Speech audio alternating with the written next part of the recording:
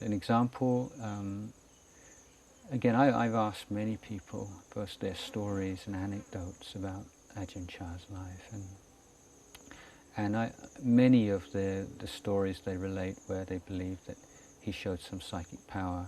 I try to put myself in the shoes of a kind of cynical person and try to look in those in a way that, well, maybe, that you could look at it like this or you could look at it like that. And I tried to find a few cases which were, I think, pretty sort of solid and difficult to refute. One of them concerns a monk who told me that he'd been working hard, or for some reason or other, he felt that he hadn't been eating enough in the past few days, and he's had a bowl full of rice, and he was thinking to himself as he walked back to the monastery, today I'm going to increase the amount of sticky rice. Because we make this, you get all this sticky rice in your bowl, and before the excess is sent to the kitchen, you make this ball, you mould it and put it in the bottom of your bowl. And so he said, I'm going to make a bigger ball of sticky rice today. I'm going to really make up for it. And so as he walked back into the monastery, he met Ajahn Chah. And Ajahn Chah just looked at him and said, oh, so you're going to eat some more sticky rice today, are you? You're really going to pig out, are you, today? Something like that. So I would say that's a good example of one such incident where I can't see how you could explain it any other way.